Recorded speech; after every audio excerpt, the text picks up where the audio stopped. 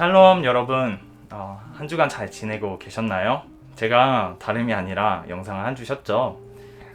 제가 말씀으로서 본이 되고 싶었는데 제 삶이 너무나도 바쁜 나머지 조금 본이 되지 못하는 삶, 제가 해야 할 일을 하지 못하는 삶을 살게 될 것 같아서 영상을 한 주 쉬어가게 되었습니다.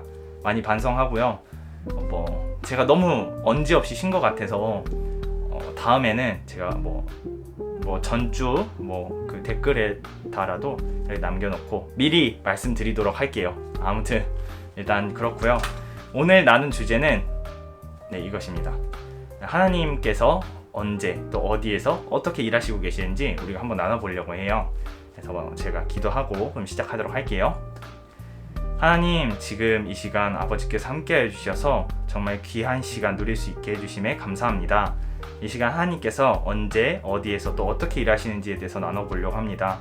아버지께서 주신 영광 그대로 구독자분들과 소통하면서 주님에 대해서 더욱더 알아갈 수 있는 시간 될 수 있도록 허락해 주시옵소서. 이 모든 말씀 살아계신 주 예수 그리스도의 능력의 이름으로 기도합니다. 아멘. 일단 하나님께서 언제 어디서 일하고 계시는지 한번 알아보려고 해요.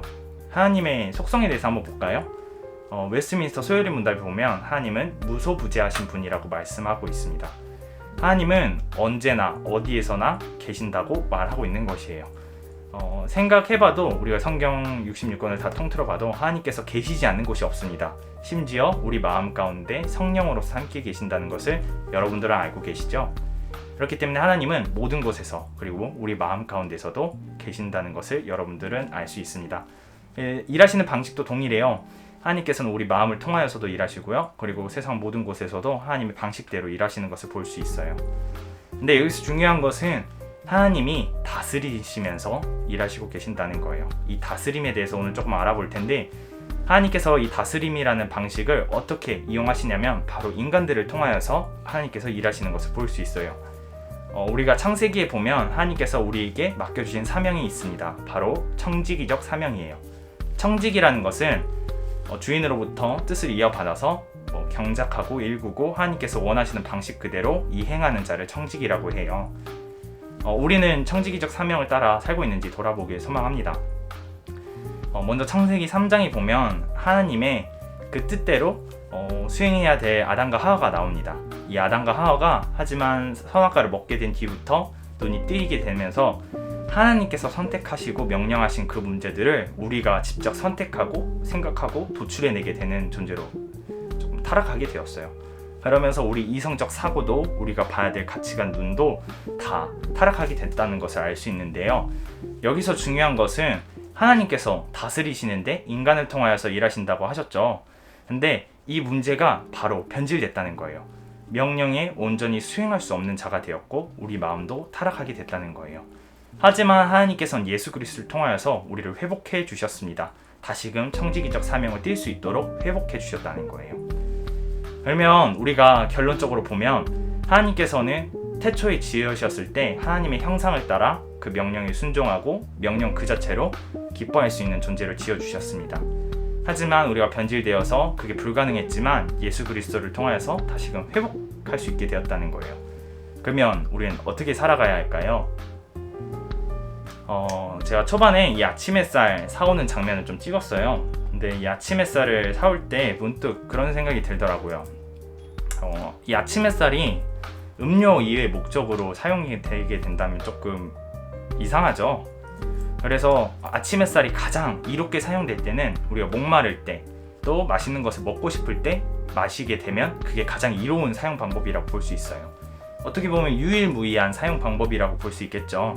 먹을 때 사용하는 거. 그러면 우리도 지음받은 그대로 하나님의 명령에 따라, 제작자의 명령에 따라 순종하는 게 가장 이로운 방법일 것입니다. 우리에게 과연 명령하시는 것은 뭘까요?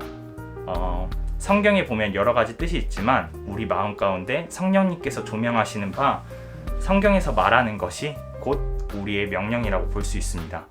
하나님을 사랑하는 것, 이웃을 사랑하는 것, 예수 그리스도의 복음을 전파하는 것, 그리고 그 복음 전파를 통하여서 삶으로 살아내는 것, 이런 것들이 하나님의 명령이라고 볼 수 있어요. 여러분들 가운데 하나님께서 명령하시는 것은 무엇입니까? 성령을 통하여서 또 성경을 통하여서 조명하시는 것은 무엇인지 여러분들 삶에서 돌아보길 소망합니다. 그래서 우리가 정말 예수 그리스도의 사명을 또 사랑을 널리 전파할 수 있는 저와 여러분 되길 소망합니다. 하나님께서는 우리를 통하여서 일하신다는 것 잊지 않으셨으면 좋겠습니다. 그렇게 되면 우리가 성전인 것을 잊지 않아야 된다는 것도 알 수 있겠죠. 그래서 우리가 그러한 성전된 삶, 예수 그리스도의 사랑을 전파할 수 있는 저와 여러분 한 주 되길 소망합니다.